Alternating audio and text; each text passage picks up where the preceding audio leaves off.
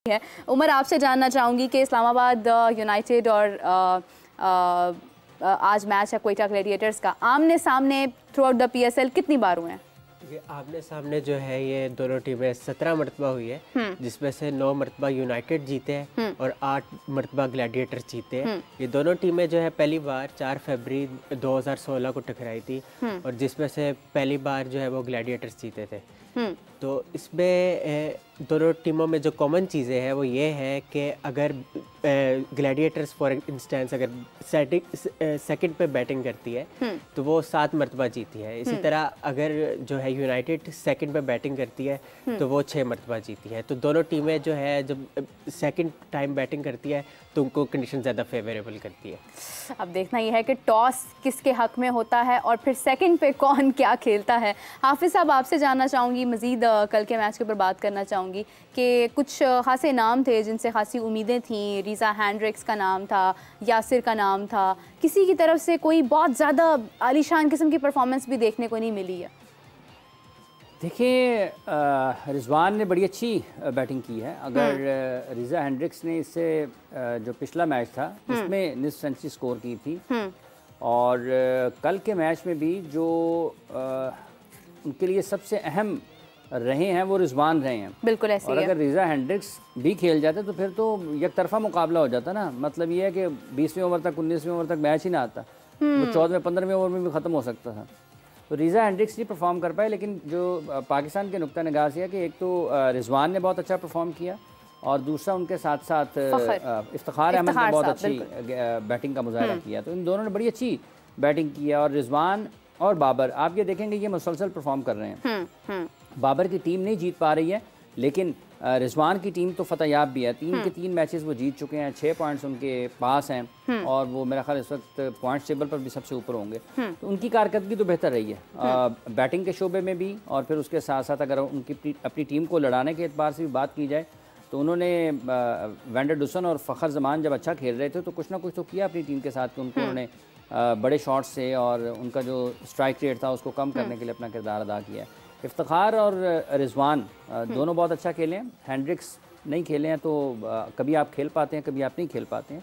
आने वाले मैचेस में उनसे अच्छी कारकर्दगी की तवक्को की जा सकती है। नहीं भी होती है तो हैंड्रिक्स एक बड़े अच्छे और माने हुए कैरेक्टर हैं। वो बहुत अच्छी उन्होंने बैटिंग की थी इससे पहले मैच में, जब आखिरी मैच जो खेला था कलंदर से पहले जो मुल्तान सुल्तान्स ने खेला था, मेरा ख्याल है इस्लामाबाद के ख़िलाफ़ था या कोयटा के ख़िलाफ़ था, उसमें उन्होंने बड़ी अच्छी बैटिंग का मुजाहरा, मेरा ख्याल है इस्लामाबाद के ख़िलाफ़ था शायद, उसमें बड़ी अच्छी बैटिंग की थी उन्होंने। हाफिज़ साहब, इफ्तिखार अहमद साहब का भी यही कहना था कि लाहौर कलंदर्स के ख़िलाफ़ वो बहुत अच्छी फील्डिंग नहीं कर पाए हैं। आपको लगता है कि उनकी बात एडमिट करें? फील्डिंग तो अब तक पूरी पीएसएल में जितने भी मैचेस हुए हैं 17 तारीख से लेकर आज तक किसी भी टीम ने ऐसी फील्डिंग नहीं की है कि वो ये सर उठाकर कह सके, फ़ख्रिया अंदाज में बता सके कि फील्डिंग भी हमारा एक मजबूत शोबा है। कल भी देखें खुशदिल शाह ने कितने कैचेस ड्रॉप किए, आप इमाद वसीम को देखें वो भी कैच ड्रॉप कर रहे हैं, रिजवान का कैच ड्रॉप करना भी बहुत बड़ा ब्लंडर फ़खर भी कर रहे हैं, फिर रिजवान ने भी कैच ड्रॉप किया, गो कि वो काफ़ी ऊंचा था, मुश्किल भी था, रिजवान ने भी ड्रॉप कैच किया। फिर आप देखें उसामा मीर भी कैच ड्रॉप कर रहे हैं, ठीक है। इसके अलावा मतलब आप नाम लेते जाएं कि किस किस के पास कैच गया है पाकिस्तानी खिलाड़ियों के पास और किसने कैच पकड़ा है, आपको ज़्यादा नाम यही याद आएंगे, ड्रॉप कैचेस ज़्यादा हैं। कल तो खुशदिल शाह का तो ऐसा था जैसे वो आलमी दिन कोई मनाया जाता है ना, तो खुशदिल शाह ने वो ड्रॉप कैच का जो है ना वर्ल्ड डे मनाया। इतने कैचेस उन्होंने ड्रॉप किए, बहुत बुरा उनका था दिन कल एक फील्डर की हैसियत से। तो ये मजमूई तौर पर पाकिस्तान सुपर लीग के लिए इतने ड्रॉप कैचेस, शाहीन ने भी ड्रॉप किया कल कैच, उन्होंने तो बाद में कहा भी है, शाहीन की तरफ से भी कैच ड्रॉप हुआ। तो ये पाकिस्तान सुपर लीग के अब तक के मैचेस में अगर कोई सबसे ज़्यादा ख़राब शोबा नज़र आया है तो वो फील्डिंग का है। एक कैच बहुत अच्छा हुआ था जिसमें कॉक्स और एलेक्स हेल्स के जोड़े ने, मतलब उन्होंने भागते हुए कैच लिया, वो हवा में गए, बाउंड्री लाइन के बाहर थे, उन्होंने बॉल वापस उछाला और कैच खिलाड़ी को आउट किया। उसके अलावा अगर आप मजमूई तौर पर देखते हैं तो पाकिस्तानी फील्डर्स की कारकर्दगी को बहुत ज़्यादा अच्छी नहीं रही है। गैर मुल्की फील्डर्स भी कहीं ना कहीं आपको लगता है कि फील्डिंग के शोबे में जो कलंदर्स का पहला या दूसरा मैच था उसमें रीज़ा हैंड्रिक्स ने भी खासी गलतियाँ थी उनकी।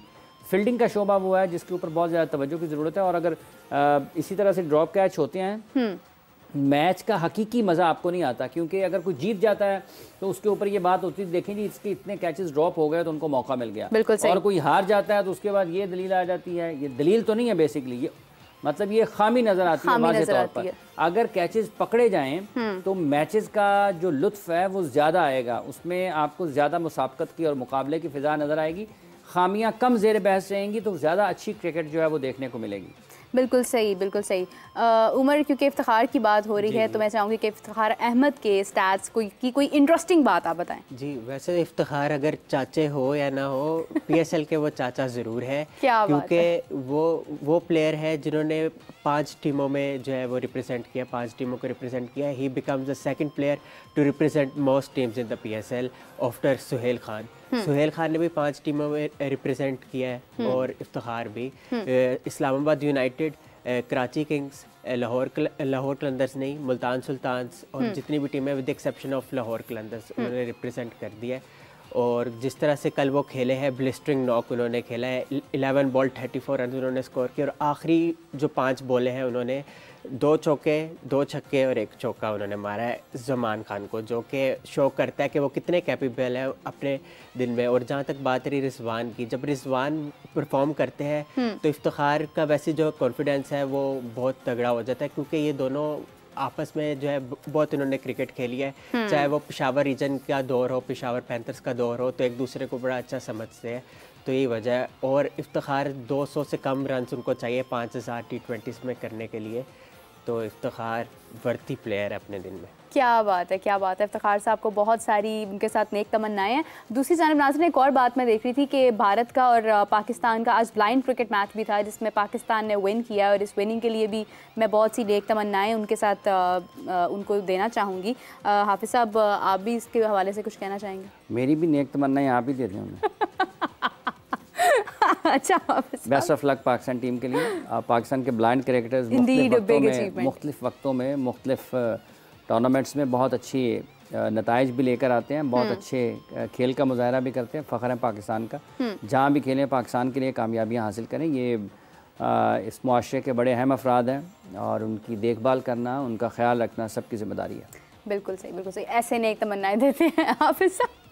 मुझे ये बताइए कि कल के मैच के बाद स्पेशली ज़ल्मी की बात की जाए और कलंदर्स की बात की जाए तो शाहीन पर भी और बाबर पर भी ख़ासे एतराज़ात भी उठ रहे हैं उनकी कप्तानी के हवाले से भी, कि ऐसा क्यों हो रहा है कि मुसलसल मैच हारते जा रहे हैं। गो के बाबर अच्छा परफॉर्म कर रहे हैं लेकिन टीम वैसे परफॉर्म नहीं कर रही है, इस हवाले से क्या कहेंगे? देखिए, शाहीन और बाबर की टीमों का ना 2 मुख्तलिफ किस्म के मसाइल हैं। बाबर की टीम का मसाइल कुछ और है, शाहीन की टीम का मसाइल कुछ और है। शाहीन की टीम का कोई मसला नहीं है, कॉम्बिनेशन उनका देखें, शायद वो पा जाएंगे तो उनका विकेट कीपर भी आ जाएगा, ठीक है।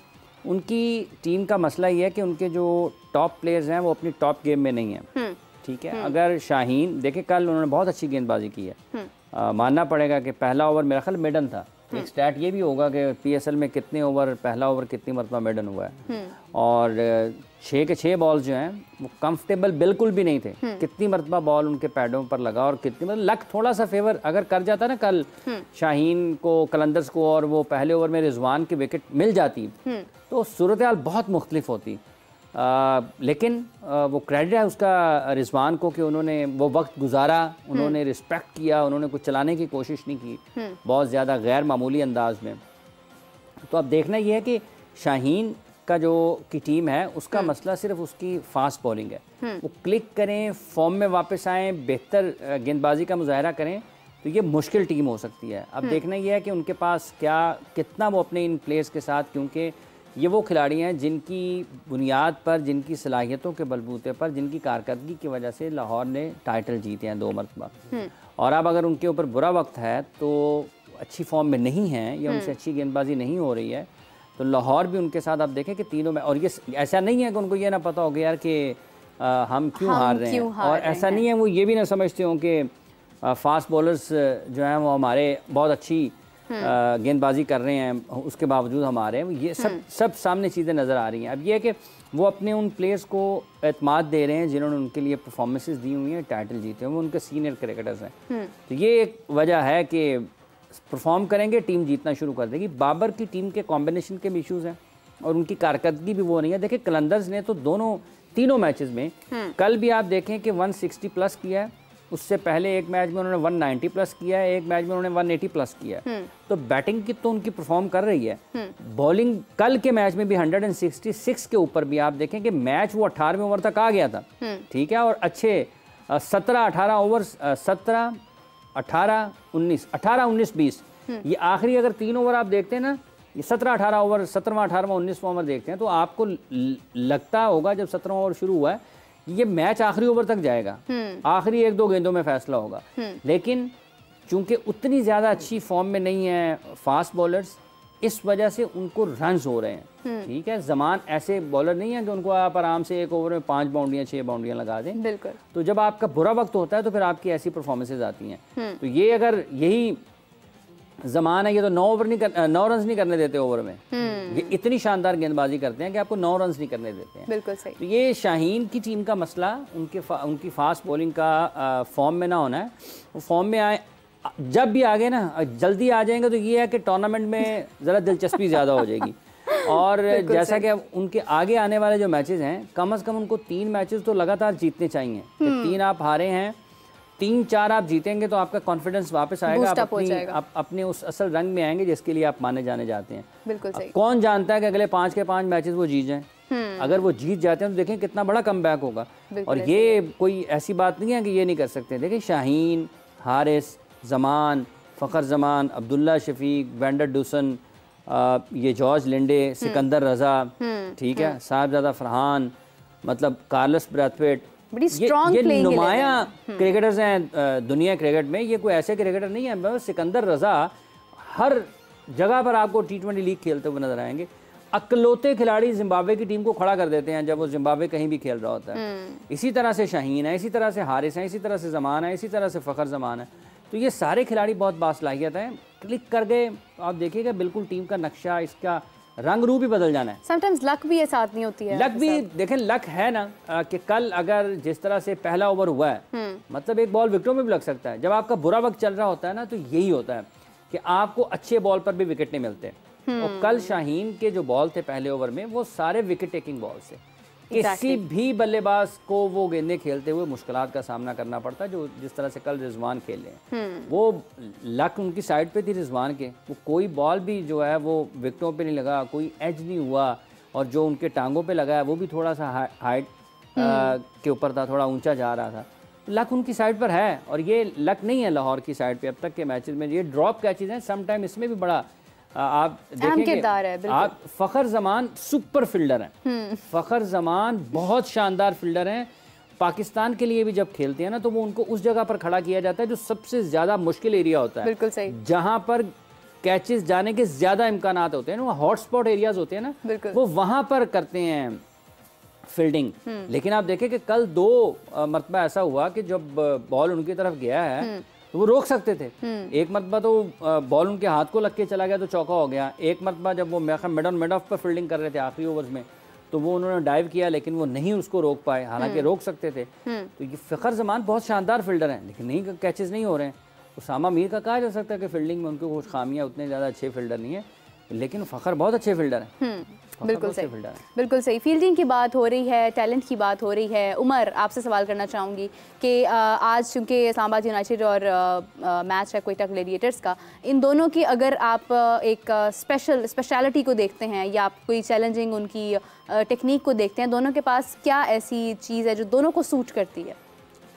देखिए, इसका जवाब मैं पहले ही मैं दे गया था कि बैटिंग सेकंड, क्योंकि स्टैटिस्टिकली दोनों टीमें जो है ना वो जब पहले बॉलिंग करती है और दूसरी मरतबा बैटिंग करती है तो ज़्यादा वो कंफर्टेबल फील करती है। उमर, इसके अलावा इनके पास मतलब कोई एक होता है ना, आपके पास एक बैट्समैन है वो बहुत ज़्यादा चैलेंजिंग हो जाता है। ट्रम्प कार्ड तो इनके पास बहुत है, जैसे कि अगर आप शादाब की बात करें तो वो बहुत ज़बरदस्त रहे हैं अगेंस्ट ग्लैडिएटर्स। उन्होंने 14 विकेटें हासिल की है। और इसके अलावा अगर ग्लैडिएटर्स की बात करें तो सरफराज अहमद ने 350 रन स्कोर की है इनके खिलाफ। तो ट्रम्प कार्ड्स तो दोनों टीमों के पास है जो एक दूसरे को टफ टाइम दे सकते हैं।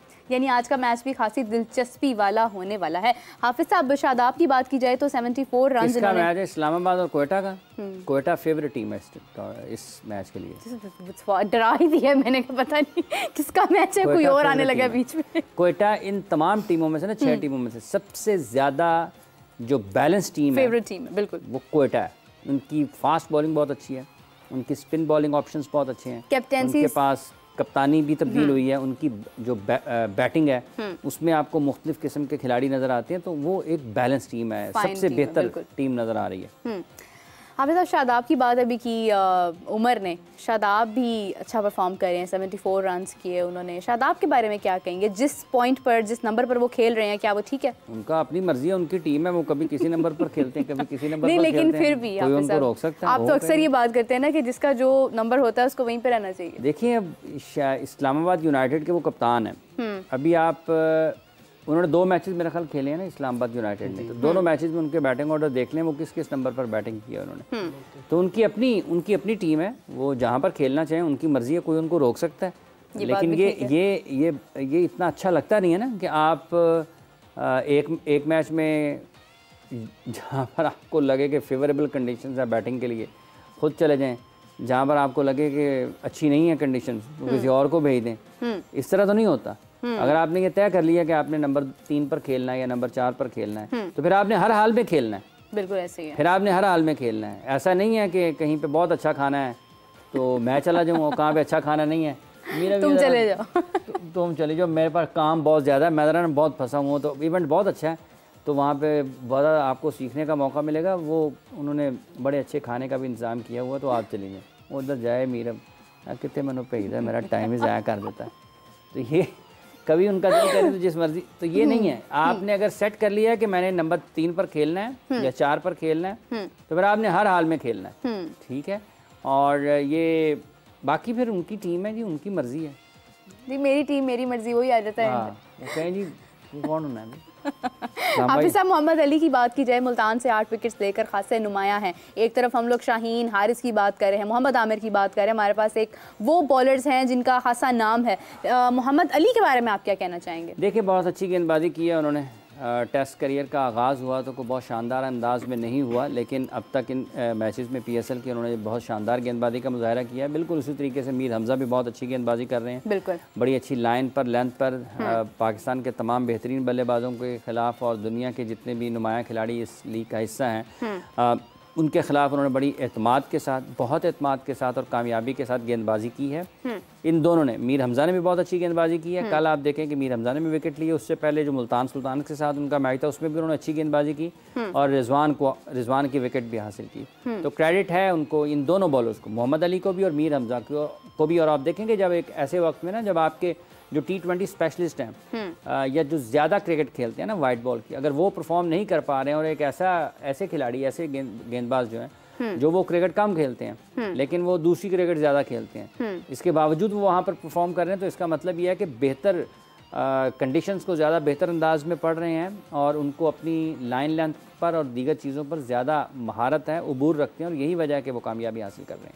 हाफिज़ साहब, अभी एक अपडेट मुझे मिली कि मोहम्मद रिजवान 2021 के बाद T20 क्रिकेट में सबसे ज़्यादा स्कोर बनाने वाले बल्लेबाज बन गए हैं। इन्होंने 126 मैचेस में 51.36 की स्पीड के साथ 5,293 रन्स बनाए। 5,000 वो मुसलसल अच्छा खेल रहे हैं। जब से उनका बैटिंग ऑर्डर चेंज हुआ है ना, वो ओपन करने के लिए आए हैं, तो वो पाकिस्तान में खेलें या लीग्स में खेलें, वो हर जगह पर उनकी कारकर्दगी में तसलसल नज़र आता है। पहले बैटिंग करते हुए भी, बाद में बैटिंग करते हुए भी, दोनों सूरतों में अगर आप उनको देखेंगे तो जहाँ जहाँ किसी भी टीम से खेल रहे हो तो उनकी कारकर्दगी का मयार बहुत बुलंद है अपने रन्स के एतबार से, और जब वो लंबा खेलते हैं तो उनकी टीम को भी फ़ायदा होता है। ये बहस ज़रूर होती है कि स्ट्राइक रेट वो नहीं है, ये इनके आने से ये होता है, इनके जाने से ये होता है, लेकिन जहाँ भी वो खेल रहे होते हैं उनके रन्स करने से उनकी टीम को भी फ़ायदा होता है। पाकिस्तान ने भी उनकी जो बैटिंग है उससे, उन्होंने पाकिस्तान को भी अपनी बैटिंग से मैचेस जितवाए हैं, उन्होंने भी जितवाए हैं, बाबर ने भी जितवाए हैं। मुख्तलिफ अंदाज से बहस हो सकती है, आप करते रहते हैं, लेकिन जो हकीकत है वो यही है कि वो रन्स कर रहे हैं। अभी भी देखें ना, साइम नहीं कर रहे, हारिस नहीं कर रहे, बिल्कुल ऐसे बाबर भी कर रहे हैं, रिजवान भी कर रहे हैं, बिल्कुल ऐसे ही है। तो वो देखा ये जा रहा है कि हारिस को मौका मिलना चाहिए, साइम पाकिस्तान की तरफ से खेल रहे हैं, हाँ, शोएब मलिक खैर ये उस और किसी तनाजुर में है, हाँ किसी और तनाजुर में, तो वो तो साइम पाकिस्तान के लिए खेल रहे हैं ना, उनको न्यूजीलैंड में भी आप देखें कि ओपन करवाई थी। बिल्कुल। तो ये सीखने वाली चीज़ें हैं। अगर मोहम्मद आमिर इस उम्र में भी, जबकि वो आप देखें कि कितने बरस हो गए उनको इंटरनेशनल क्रिकेट से अलग हुए, इसके बावजूद वो इंटरनेशनल क्रिकेट से दूर होने के बावजूद T20 लीग्स में हर जगह पर वो अच्छी जगह पर उनकी खिदमात हासिल की जाती हैं और उसके साथ वो परफॉर्मेंस देते हैं। यहाँ पर भी देखें कि ऐसी जगह पर जहाँ पर वो पावर प्ले में बॉलिंग करने के लिए आते हैं, साथ की इकोनॉमी के साथ पावर प्ले में गेंदबाजी करना कोई आसान नहीं है। फिर आपने डेथ ओवर्स में आना है, आप साथ की इकोनॉमी को मेंटेन करते हैं, विकेट भी लेते हैं, ड्रॉप कैचेस भी आपके होते हैं, तो इसका मतलब ये है कि आप बहुत अच्छे हैं।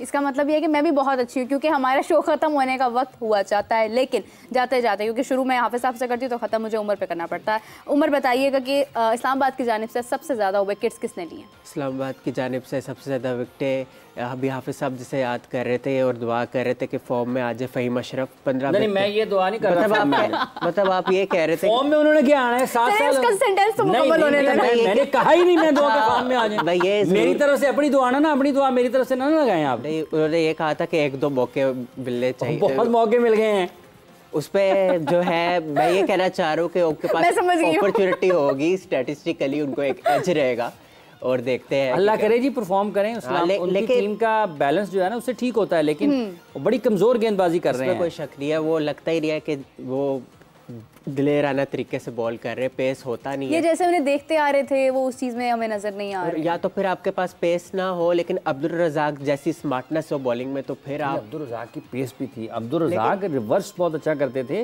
वो ऐसे नहीं थे कि आप उनको मतलब है कि इतनी आसानी से रन नहीं कर सकते। अब्दुल रज़ाक मतलब बिल्कुल मुख्तलिफ तरह के बॉलर थे। वो नया आप उनको नए गेंद के साथ भी कराएंगे, वो बड़ी अच्छी चैनल बॉलिंग करते थे, वो एक्यूरेट थे, विकेट टू विकेट बॉलिंग करते थे, एक्यूरेट बहुत थे, उनका बॉल कट होता था दोनों तरफ। वो बहुत बासलाहियत बॉलर थे। अब्दुल रज़ाक साहब देखें ना, तेंदुलकर को क्लीन बोल्ड करना, एक से ज्यादा मरतबा कर देना, एक ही सीरीज में करना, फिर उनकी बैटिंग परफॉर्मेंसेस देखें आप, मतलब अगेंस्ट इंडिया इन इंडिया फंसे हुए मैच में आपके 5 आउट हुए हैं, 100 करके मैच वापस ले आए। Against south Africa Abu Dhabi में एक एपिक नॉक खेला। कोई मुवाजना नहीं बनता।